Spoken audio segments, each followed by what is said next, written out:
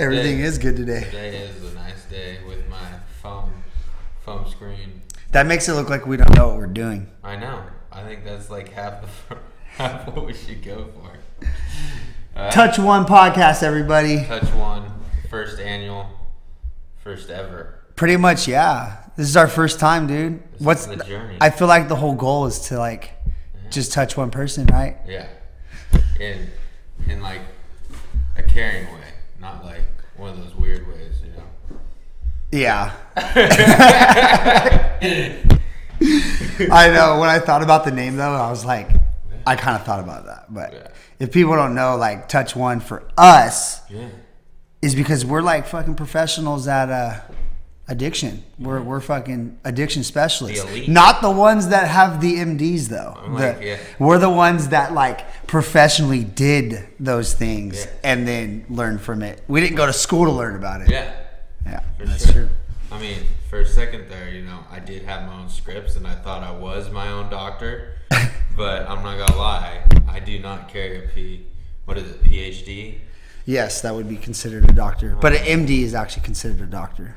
Oh, well, yeah. I was the doctor of oil, though.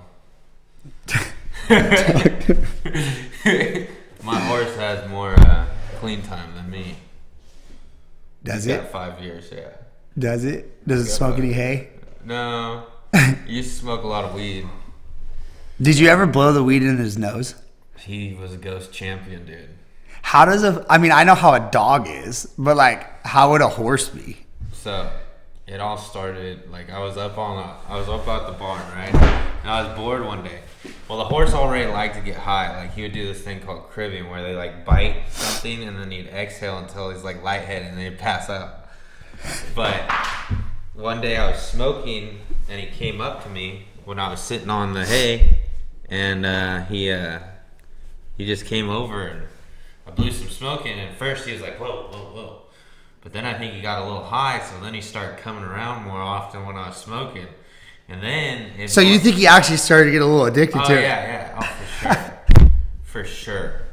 And then he started ghosting it. Like, every time I would do it, like, I would like have my joint, and I would be like, this. And he would walk over to this side, and then put his nose out. And then I'd go over here, and, like, get away from him. And then he would come back around and put his nose out. And then finally I'd be like, and he would be like, I got a little drool. And that's what happened. It was serious. Dude, so did they really sleep standing up? Yeah, for the most part. But for sure not when you... For the most part, yeah. Like, when he ghosted it, though, he was like... Well, no, he would lay down for sure. He had to get comfortable.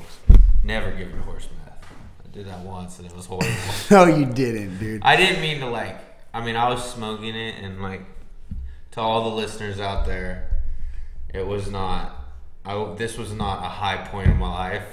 Definitely, PETA doesn't already like us. We're fucked. Yeah, we're not going to get PETA viewers ever. I don't recommend this. Like, I was a pretty fucked up person at this time.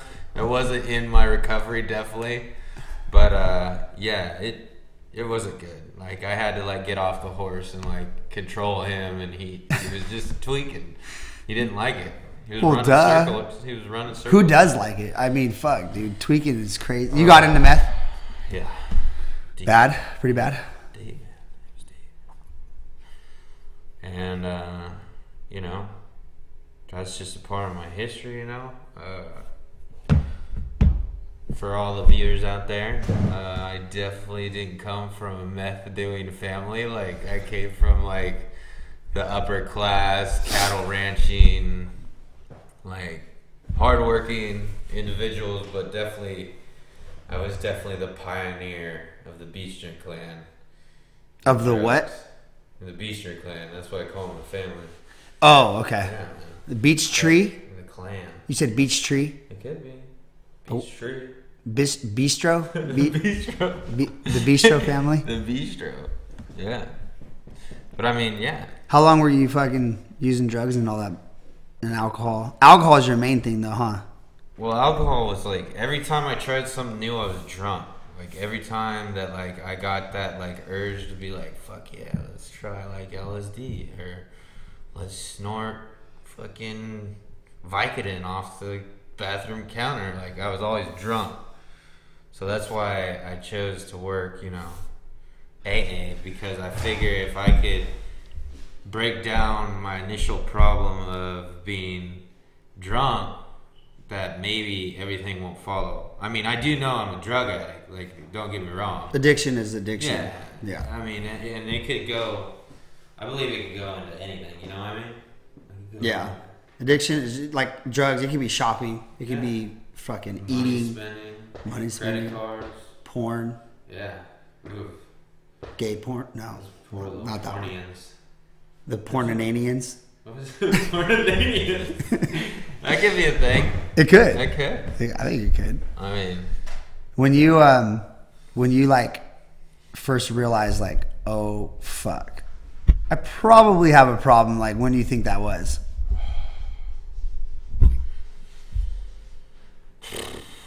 I would have to say when my last relapse, because like in my recovery, it like went like I got introduced to recovery without knowing what recovery was. Like I just went from a ranch kid to, oh, we're gonna try and recover from where I'm at because I'm in a dark place, like it's not fun anymore, like I'm fucked up, to, oh, here's this place where everybody's sober, and like I didn't even know that existed. Yeah. So, you know, I mean, after I went out the first time, I realized that I had a problem. I mean, not only was I doing like large amounts of meth, like I was doing steroids too.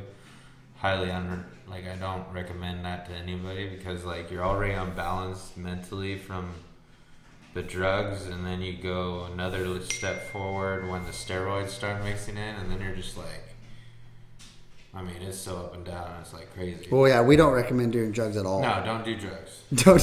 Clearly, if you guys don't know, this is actually a recovery kind of / podcast. Like, me and him both work active programs to better ourselves, man, and that's kind of what this whole thing is about. Is touch one. We want to touch one person and kind of share our experience, strength, and hope with people, so they can kind of, you know, learn a little bit. I mean, it was always there was. You know, I'm just giving my history. That's why, like, so people could better, you know, understand. And you know, it's the same thing, you know, as I mean, anything that I can put myself into, I can be addicted to. Like right now, like I'm having trouble like finding the balance between work and overworking, because like, as like a single dude, like I have no family, I have nothing, so like I could put all my chips into work and just be there and be like there every day and fill every missing spot. But you know, I'm trying to wean back from that. You know, I'm trying to take my days off, relax. Like there's a balance in everything, I think, you know what I mean? For sure. Like I mean, I think as addicts, like we're very susceptible to tip it. Like we don't like to like outweigh it like one by one. We like to take a sack of like weights and just pour it on the scale. And okay, that was Simon, by the way. Yeah, that's the cat. You know, you gotta have furlong friends everywhere. Yeah, no, you're right. But yeah, the enough balance. about me, man. I feel like we should talk a little about Jordan. Where did Jordan go? You know. Well, I mean, what's a little background on you, man? Well, background on me is I grew up in an actual like normal, like pretty normal, not with a lot of money. My dad actually he didn't have a lot of money, and it was I grew up with like trying to look for my dad's approval a lot. You know what I mean? I didn't really get that, and I mean, there's a lot. I mean, probably the first time that I ever thought to myself, fuck, I might be. And when I analyze, because I think like when I got in the program, that's when I started analyzing and going back as far as I can go. Like, when did I think it started? Dude, so my mom and I and my brother, we went to Costco, right? And my mom used to let us get like one candy, and you know, like at Costco, it's like one candy is like 60 Snickers in one box. So I was like, oh yeah, dude. So I was like, give me the freaking the fruit snacks, and it came with like 120, like the big bam, and I ate them in 2.5 days, all of them, and I was sick, and that was like when I analyzed and I look back, and I'm like, dude, that's probably like, you know, my addictive personality, you know, started.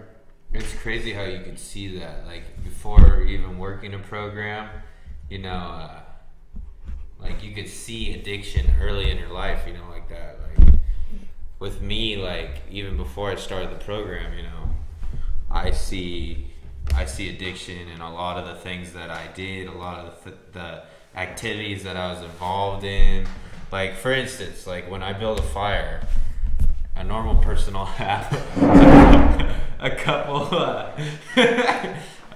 logs on the fire, and you know, they'll just, you know, make a little fire. Nah, man, I need like 2 bottles of lighter fluid. I need to make the Trojan like pile. Yeah. I need to stack that thing like as high as it can, so we can get 600 flames and maybe get the helicopters called on us. Like little things like that, like your fruit snack thing, like those are things that come to my mind. But you know, I do believe that this is a disease. I do believe that, like, without like people, that you're extremely alone, and we're already like extreme individuals. So like when you hit that isolation part, or that different feeling part, you know, it can be very dark, you know what I mean? And that's why a lot of people, I believe, like especially like the heavy hitters like heroin and meth, like I believe that's why, you know, that takes so many lives, is because people just don't feel like they can belong after they do stuff like that. Yeah. Because I don't think anybody wakes up in the morning and is like, you know, let's go get a shot of heroin. I feel like, you know, that's just, it's progressive you too. Hit that, you know what I mean? Eventually that's like, from my experience, I've noticed that's what it leads to. You know what I mean? And it's funny, dude, because like when I was in high school, like I just smoked a little weed, and like I always heard it was a gateway, and I'm like, fuck you, like it's fucking weed, it's grass, it's fucking green, it fucking comes from the earth, bro. Well, I'll tell you what, that shit is 100% a gateway, like 100%, dude. Like if I wasn't getting high in high school, I probably wouldn't have thought when the fucking pills came around that would have been, you know, oh, what does that high taste like? You know what I mean, or whatever. And it's weird because like we're not normal. Like my fucking wife has smoked weed like maybe like I don't even think she ever has, to be honest. Like I've never smoked with her, and I smoked all the time. And I talked to her about like the ungodly amounts of like, you know, shit I used to ingest, and it was just like, she just looked at me, and she's a, you know what I mean, she's a nurse, and she's like, how the fuck have you not have you not fucking died, dude? And I think, you know what, dude, there's something I've been thinking about. I think there's something to be said though about someone that comes from like the depths of fucking like hell, like where you're so low that like, and then you pull yourself out of that, like that gravitation where you went from, and you know what I mean. Which and a lot of people come in like that, you know. If you come in a winter, bro, I don't think that happens. Yeah, dude, I'm fucking winning on drugs, dude. Let's get it done. You like, know, I'm going into sober living because I want to prove that I can handle it in front of everyone. Like, no, that doesn't happen. No, and those ones are the ones that usually have a hard time, dude. Like when they, you know, dude, ego's a bitch, bro. Ego's a fucking bitch. You gotta lower yourself a little bit. That took me a long time, dude. I mean, yeah, me too. Because like I said, I grew up normal, but then like, you know, my dad started coming in a little money, and I was public school, and then I ended up going private school, and you know, I always kind of worked for what I had, but like, I don't know, dude, it's just that was a tough one for me, dude, because I started working with him like at a young age, and then, you know, I did well, and I'd take fucking clients and go do shit with them and get fucked up and this and that. And then, dude, all of a sudden, I wish I could tell you that my fucking story was so miraculous on how I got hooked on fucking pills, but it's not. I was such a bitch. I swear to God. There was a chick in our fucking, there was this chick, dude, she was doing a bunch of, new stuff, and she would get her, everyone fucking delivers the medications now. So I'd be like, ooh, I look and see. And I have a tattoo on my back that I hadn't finished. Yeah. And I was like, well, this will fucking, I'll take these and I'll get it finished. Yeah. Well, I just went from like taking them. My back still isn't fucking finished. Yeah. And then I'm still hooked. Yeah. I was hooked, Half tattoo. Yeah, half tattoo. Still fucking outline on it. God damn it, dude. I'm so pissed, dude. Oh, yeah. I'll get it finished someday. I'll leave it to half done, There's still more to come. There's a story behind it, huh? Yeah. Ooh. The unfinished story. Yeah, like it wasn't like a Scarface, like, oh, dude, I was fucking pushing this. Anyways. I come from it's just like mostly party background for me, And, I come from like heavy drinkers. Like I come from heavy drinkers, but they're highly successful people. Functioning alcoholics. So, yeah, that, or they're just heavy drinkers. Like in some of the stuff we study, in mine, it says like you have to figure out like there's stages, like, and a lot of people like consider light drinking like that's fine. Like I believe the illness, like if you have the illness, like it's eventually gonna affect you. Like there's gonna be a point where heavy drinking's not enough. I need to get fucked up as soon as I wake up. Like, you know what I mean? And so like taking a step back for me and then realizing that heavy drinking wasn't like, cause like I come from a family like, yeah, it's 12 o'clock, like we're fucking done, let's get it. You know what I mean? Like, oh, it's on the ranch, or, vice versa. When the work's done, if the work's not done, they never party. I mean, Robert was partying with like boot top stuff. I went on my own path. To give to give a little texture too. I mean, you are like the living, breathing show of like the ranch. Like your dad is that dad. Yeah. You're Ashton Kutcher. Yes. Yes. All right. I mean, if you want to watch my life, watch the ranch. Yeah. I mean, and then just envision this lovely face, not Ashton Kutcher. Yeah, I know, dude. That guy's. I get it. But I mean, the strength that I found through this like whole ordeal, like. I mean, one of the biggest ones I gotta say, like, I probably think you can like relate is like knowing that you'll gain acceptance once you enter these programs, like that there's a ton of people out there that are going through some similar struggles. I mean, all paths are different, all trials and tribulations are different, but I mean, there's a bunch of struggling people out there. And when they merge into like, sober living homes, programs, outpatients, like, if you could humble yourself and not think that you're better, I mean, because you can go into all these places and if you think if you got pride or like something backing you, like 9 times out of 10, you're not gonna make it. Like, I mean, the first time I came to Mark's, I didn't know what was going on. I know that my past I hated. I know that like I substituted drugs and alcohol, and once I got told like, hey, I'm going to this place where I can't have that, like I couldn't even function. I was just all fucking fucked up. Because I think we live so long where drugs are the solution. Yeah. So then you take away our solution and we're like just stuck with fucking problems, and we're like, fuck, all we have is problems. Yeah. You know what I mean? Yeah. So I totally. But I mean, that's something to say though. Also with people that stay, because they're so like if you could like imagine like drugs as a fog, it blows into the bay, it makes everything foggy, but the same buildings are there, the same streets are gonna be there as a clear day. You know what I mean? But since you have all this fog in there, you have a different outlook, a different feeling. You know what I mean? Like, you can't really see the end of the road, but you already been down this road, you know what I mean? So, like, I mean, it's almost like you're in, like, a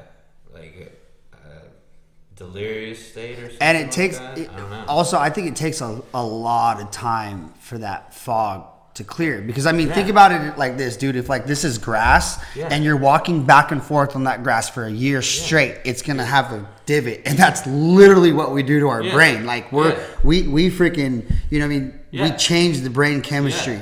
And so it takes a little bit of time because that hole and that fucking thing is so deep to finally start putting it, you know what I mean, and watering it the way it should be watered. Yeah. It says like for 5 years that your brain will be recovering. I think mine's got to be like 5 years and like 2 days, dude. Oh man, I'm gonna minimum at least 10 years for me. 30 life. I know. Forever. I know if somebody takes a spinal tap of me, I'll forever show LSD for the rest of my life. So I know I got that going. I did acid once. Yeah. Acid once. It was kind of lame, to be honest.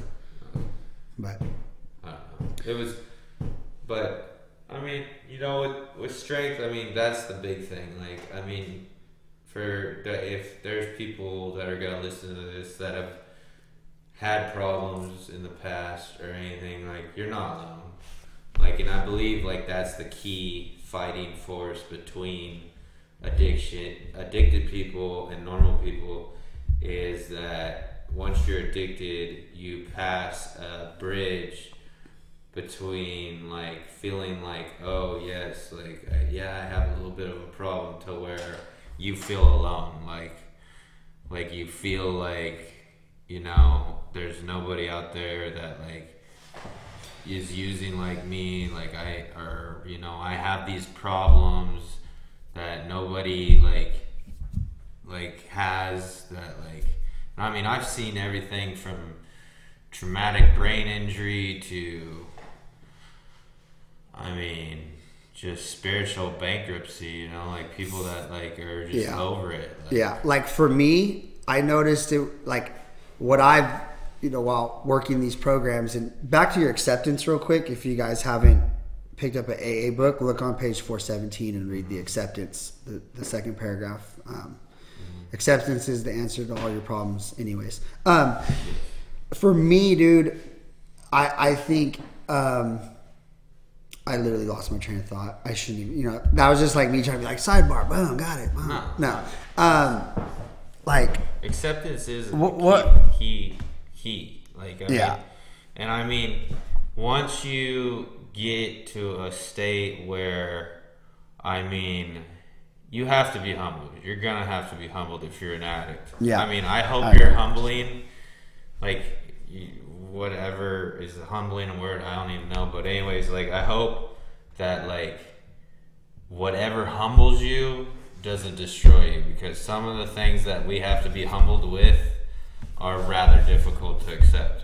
Yeah. Like, it could be losing a best friend, having to make certain sacrifices, losing the loved one. Well, and I think, and what I was going to say is, I think it goes back to like what I've noticed, like through the program and through myself, is like when I started masking, like with drugs, my feelings, you know what I mean? Not actually feeling. And once you start doing that, I mean, you could go out and you could drink and party and all that, you know what I mean? You know, it's the 3 stages is fun with problems, and then just straight problems. And when you're like into that straight problems part, that's when it becomes an issue. And when you're masking everyday life because you can't handle it. And that's kind of like what I was doing, you know what I mean? And it's weird because I can't even tell you that I was masking them because I was like so sad. Like, you don't have to be like a sad, depressed person to get a hold of like drugs and it consume your life. Like, I was a very like happy-go-lucky, like, oh hell yeah, this is gonna add to like, I mean, you could say like my happiness, but it really wasn't. It was a false reality. Yeah. Would you say that do you believe people are born with this problem? Like, it's an underlying genetic thing? Like, dude, that's some deep shit. I think so. I think everybody. Or you just think it's strictly social? Like, I think the addictive gene is in everybody. Yeah.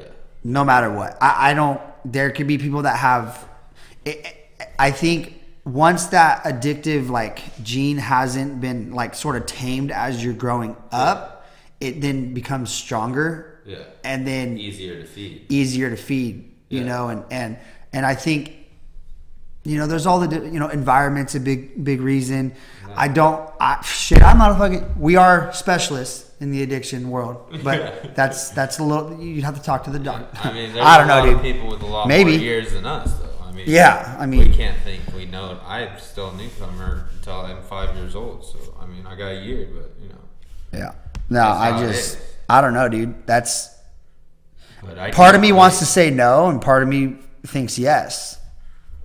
I just, like, looking back on my life, like, there's got to be some sort of, like, either chemistry imbalance or, like, genetic thing. I have no idea. I do know that, like, my family has always been able to handle large amounts of alcohol. Like, I mean, we're not lightweights. Like, on both sides of my family, like, I come from Scottish and English parents on my mom's side, and German, and I think my dad said Irish or something, I don't know. So, like, I come from, like, a line that, like, we can drink a lot. Like, I could drink a lot. And, I mean, I feel like maybe it is even to where, like, certain cultures, like, you know what I'm saying? Like, maybe some genetic okay, so from where let me paint this from, for you then. You know let me paint this. Okay, you come from a long line. Yeah. Parents say, nah, I don't want you as a fucking son. And then they put you up for adoption. And you get a fucking amazing family. Boom. You, like, that could be that's a social change, yeah. So that's where that's where my balance is like, or like, not my balance, that's where my conundrum is. It's like, that was kind of a big word. That was good. Fuck. That was really nice. Wow. We're getting it. Yeah. No. So I don't know, dude, because it's like, if you're not, like, super introduced into it, even though your family, you know, your family just gave you up for adoption, and now you grew up, this is like, you know what I mean? I think it's both. Both. It's I would go. definitely, because it's all learned behavior. Yeah, for sure. I mean, definitely I could see where, you know, if you were introduced to an atmosphere at a young age of, like, unacceptability to be drunk and stuff, it would work because you're developing as you grow, you know what I mean? But on the other hand, you know, like, I'm totally something different, like, than all my family members, you know.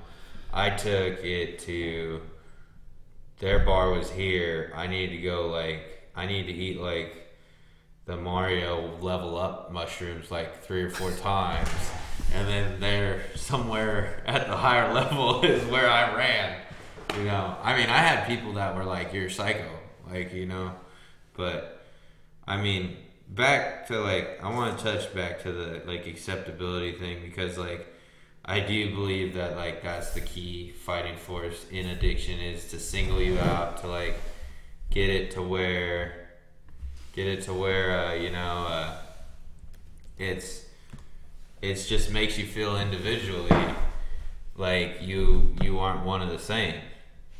And I'm listening.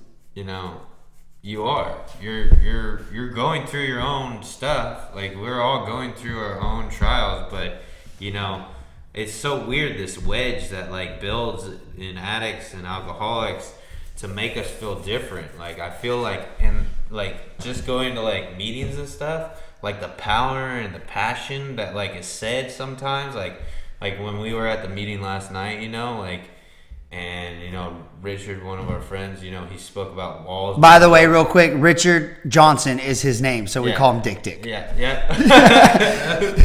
Sorry, anonymity, but fuck. Go ahead. Yeah, when he was sharing. I mean, he was sharing about that wall thing. I was getting goosebumps. Like, yeah. And I mean, that's, like, powerful, you know, like, and for people that are just going and have, like, struggles with religion and stuff, like, just knowing that you're not alone and you can have these different views and, like, live this lifestyle where you can merge. I mean, there's definitely twice the power in recovery than there is on the outside. You know what I mean? Yeah, and they say that in our addiction we build walls, but you know what I mean. In recovery, we build bridges. Yeah. With that acceptability. And, I mean, I can feel the strength. You know, it's totally different. Yeah. Like, damn, I love a good share, dude. That was good. Like, wow. That was good. I was like looking at my time. Oh, keep going, dude. Yeah, Run it. Like, Run it. I know. I mean, and it's crazy how like those just like come up, you know what I mean? Yeah. Like those heartfelt experiences and like the relationship between them, you know, like how you just like relate to that person. I mean, is something to be said, you know, like. You know what I love, dude, about it is the fact that like you're working on yourself. Like, I mean, it's, you know, everyone says it's an inside job. And like, there's people that go through life, dude, whether they're a freaking alcoholic or addict or whatever at all. Maybe they're just a normal person, dude, but they never work on themselves. So they stay that same person. Yeah. And I think like this program like motivates people to like become a better person, become the better version of yourself. Look at what you've done in the past to learn from it. You know what I mean? I think coming from failure is like some of our greatest things, right? Yeah. Like if you fail and you overcome that, like that's like one of the best parts about learning. And you know what I mean? That's where you get some of like your best days of like learning and you know, going up to the next stone. Yeah. It's like the lost development, you know, like, because like if we all worked for ourselves, like what kind of world would we live in? You know, like if we all strive to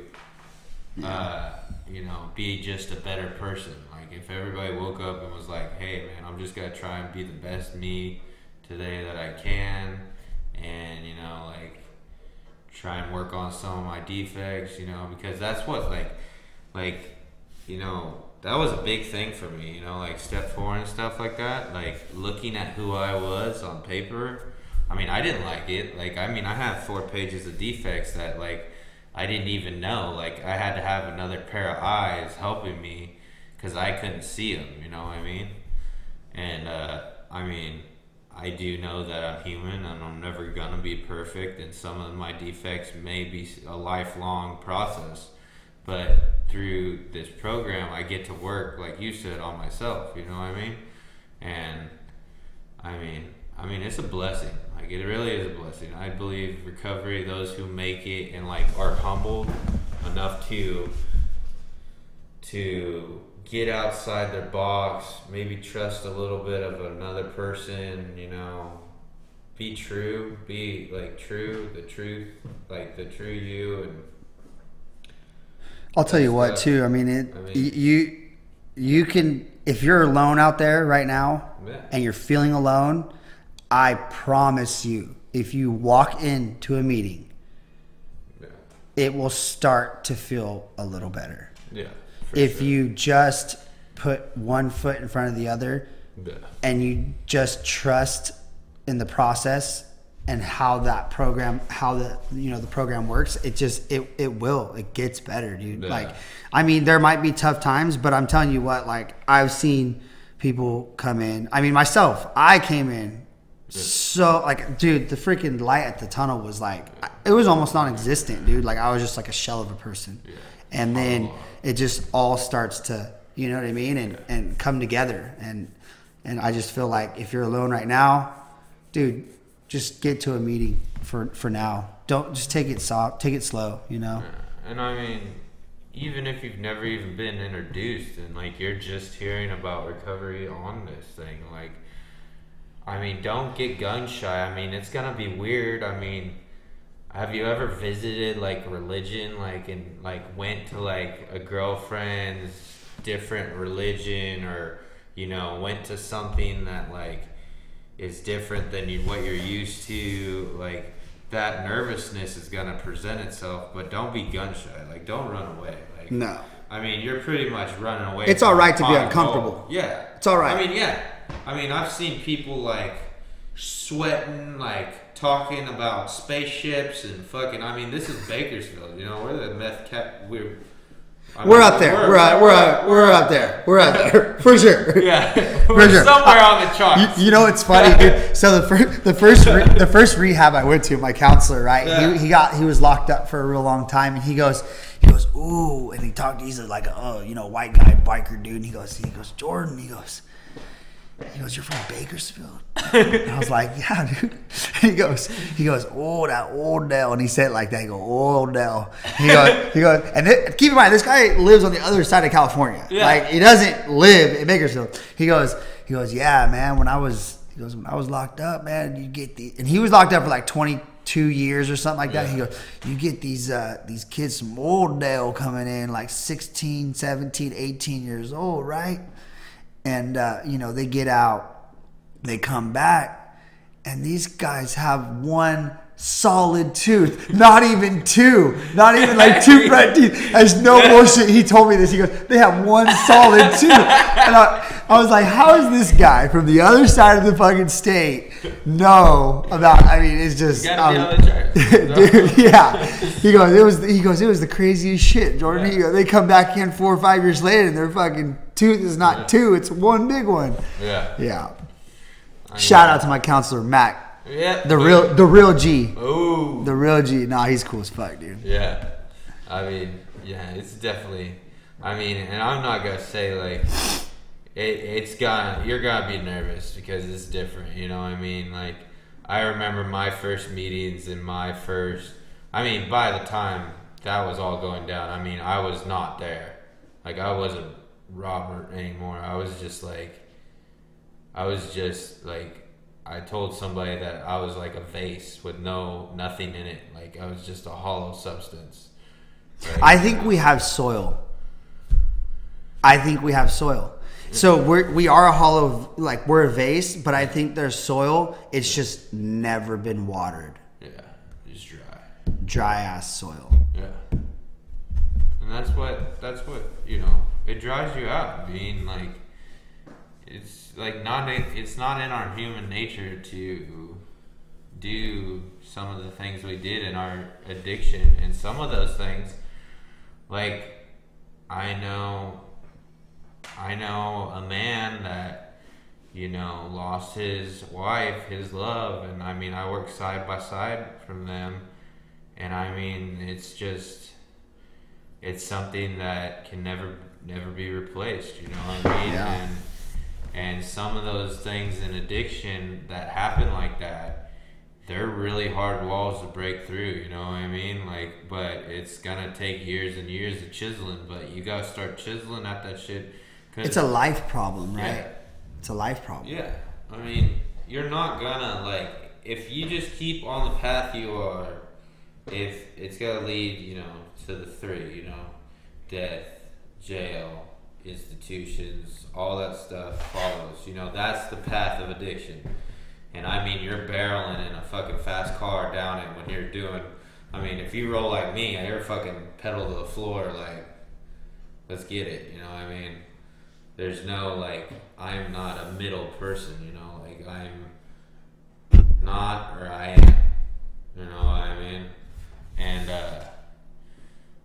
stuff like that, shit happens. That's the humbling things. And I don't wish low lows to anyone, you know what I mean? But low lows will happen. Mm-hmm. And it's sometimes a rude awakening. The things that you love the most have to be taken away from you, because those are the things that are gonna make you realize that, hey, fucking, you could either go one or two ways. You can give up, or you can keep fighting and change your ways, you know what I mean? And like I said, the humbling things go from anywhere, man. I am not allowed at my family's house, which is pretty fucking common for a lot. That's normal. Yeah. That's a normal thing for a lot once of you get, you know what I mean, that takes time. But here, when it was a summer day and I was just in the program, this was my coming back. I was like, hey, I said to another addict, hey, let's go swimming. And we started swimming. I called my mom, my mom was like, sure. And my dad rolls around the corner, get the fuck off the property.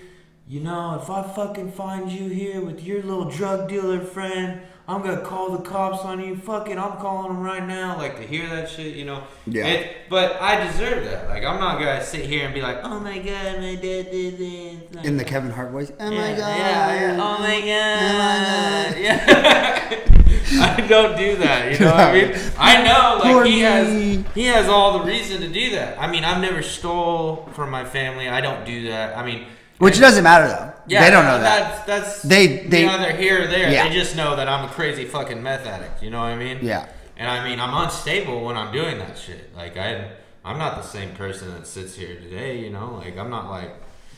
I mean, I may think I am, but I can guarantee you, definitely not. Yeah. Like literally, like 6 months ago, you were a different person than now, and you were sober all that time. Yeah. I mean, but I mean, man, if I could just like give a little hope to like those people that are still out there, you know, like just like to sprinkle a little bit of what like, and I mean, I still like I don't have a clear path. I'm just living for the day. You know what I mean? That's just how my recovery is going right now. Yeah. And I've stopped worrying about all future shit and like, what's this going to happen? And is this God's will? Like I was tripping on that shit 24/7, you know what I mean? And I mean, I've just given all that shit up. I mean, I may not have, you know, like it all, but like I'm content with what I do have. And I'm trying to do the best that I can each day. Yeah. You know? I think the gift of desperation and hope is like what people, like what I still hold on to. You know what I mean? Like hope, like what was told to me is hope stands for hold on, pain ends. Yeah. And it will eventually end. Yeah. It will. And, dude, I just appreciate you coming and fucking. This is fucking fun. Kill it. This is awesome, dude. Like, I don't know, man. I'm just glad that me and you are getting out there, and I mean, this helps me stay sober, dude. And totally like pioneers in a new adventure, dude. I know, dude. And what's our thing, dude? It's just TouchOne, huh? Yeah. That's all we got to do. If there's somebody there that like gets this message today, I mean, and one person's like, you know what, I relate, and you haven't found hope, like maybe this could be your hope. You know, maybe you could keep listening to us. You know, stay tuned, man. Yeah, dude, we're gonna have. Hold on. We're gonna be having. You know, next week we're gonna be So we're gonna be doing this weekly, and you know, we're gonna have different people on. Me and Robert, and I just want you to know out there, like if you are hurting and you are in a bad spot, just know that, you know what I mean, we're here. You can hit me up on, you know, social media, and I just appreciate and love every single one of you guys. You know what I mean, and just hang on. Just hang on. Yeah, you know? You're not alone. You're not. I mean, and I come from a pretty insane background, so trust me, even if you're talking to spaceships right now and aliens, and everybody's programmed and has chips in their brain, I mean, you're not alone. So just hold on, keep tuned, and just stay alive. Stay blessed. Yep.